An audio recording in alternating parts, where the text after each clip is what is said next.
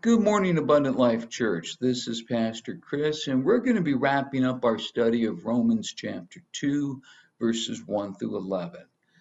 We've been talking about the idea. Paul says that you you Jews are just as guilty as the Gentiles are. You're doing the same thing. He didn't mean the exact same sins. He meant the broader disease of sin, which is really saying, Mom, I don't want to do it God's way. I don't want to follow God.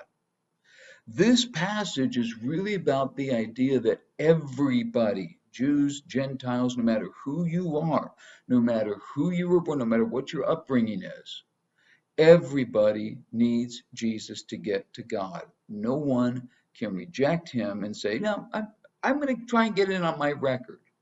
No, it doesn't work that way. The question here is not what sins the Jews and Gentiles are both committing. That's beside the point. We've talked about homosexuality a lot in these last few things. I'm just bringing it up because it's in the passage.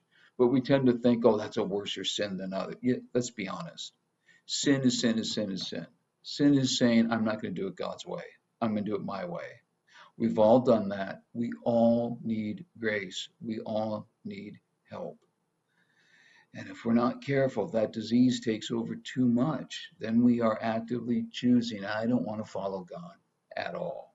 All right. The issue was that both some Jews and some Gentiles were making the exact same mistake. They were rejecting the way of salvation that God gave us through Jesus Christ. But now let's look at this from another angle. Look at verse 11 now. For God does not show favoritism. Paul tells us God doesn't show any partiality, any favoritism. He does that in two ways. First, he's not going to allow anybody in just because of who they are or who their parents are. No special treatment.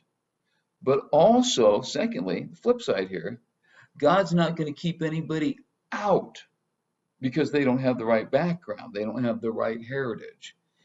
Anybody can come in if they come through Jesus.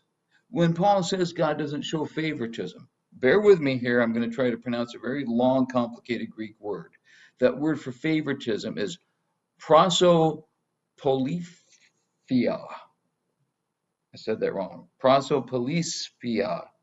Anyways, the word comes from the root word for face. It means to show somebody your face. And this was done in meeting or greeting somebody. You showed somebody your face. If you're wearing something over your head, you took it off so they could see your face. What Paul was saying here is God does not just show his face. He doesn't just welcome one kind of people and not another. He will show his face to everyone.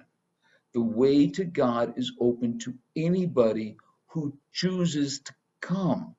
But that's the thing. Anybody can come to God, but they have to make that decision. A lot of people don't. Mike Del Cavo is probably saying his name wrong. I think it's Del Cavio. Anyways, he's a long distance runner. And he's running cross country events many times before. And there was one event that was held on the course that he trained on. So he had run this course hundreds of times. He knew it like the back of his hand. He didn't really need the path marked out. He ran the path all the time. But the path was marked out because it was a big event. They had lots of runners who had never run on it before. And as Del Cavio is racing along here, he notices somebody had an arrow pointed the wrong way. It should have gone to the right. Instead, the arrow was pointing to the left. And you know, if you go that direction, you're going to be lost. And you're not going to finish the race. You're going to be disqualified. But the sign said, go to the left instead of going to the right. So Mike DelCavio had a decision to make. He could just go ahead and disobey the sign, and he knew he'd finish the race. He'd come out. Everybody else would be disqualified. But he thought that I don't want to win like that. So what he did is he stood by the sign. He basically took himself out. He gave himself up to point people the right way.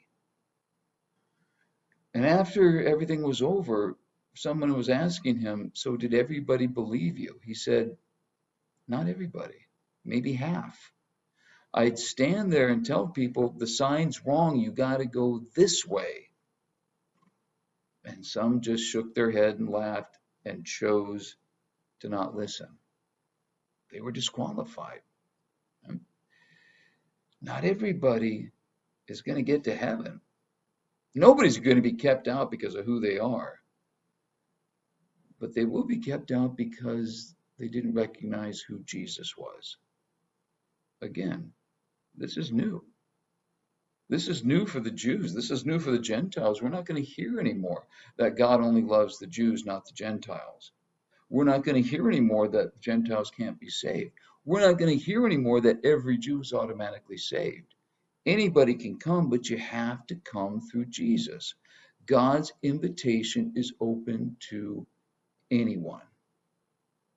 Problem is, some people choose to run the wrong way. Our job is to stand by that sign and say, guys, we've discovered the right way.